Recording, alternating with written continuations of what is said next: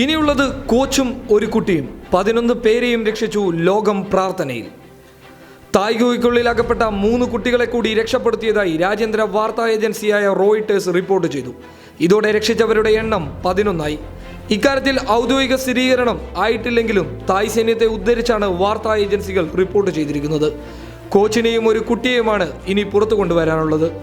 ഇന്ന് പ്രാദേശിക സമയം രാവിലെ 10:08 രക്ഷാദൗത്യം പുനരാരംഭിച്ചത്. 19 ഡൈവർമാരാണ് ഇന്ന് ഗുഹയ്ക്കകത്ത് പ്രവേശിച്ചത്. കനത്ത മഴയുടെ ആശങ്കയിൽ എത്രയും വേഗം രക്ഷാപ്രവർത്തനം പൂർത്തിയാക്കാനാണ് ശ്രമം.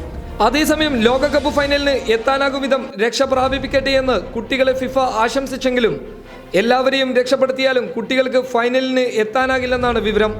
ആരോഗ്യ പരിശോധനകളുടെ ഭാഗമായി രക്ഷപ്പെട്ട കുട്ടികൾ ഒരാഴ്ചയെങ്കിലും ആശുപത്രിയിൽ തുടരേണ്ടതായി വരും. വരുന്ന ഞായറാഴ്ച ജൂലൈ 15 ലോകകപ്പ് ഫൈനൽ.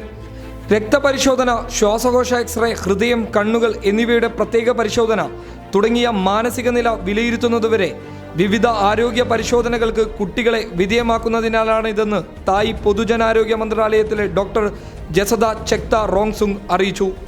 ഇതിനിടെ രക്ഷപ്പെട്ട 4 കുട്ടികളെ രക്ഷിതാക്കളെ കാണാൻ അനുവദിച്ചതായും ആരോഗ്യ വൃത്തങ്ങൾ സൂചിപ്പിച്ചു. പബ്ലിക് കേരള.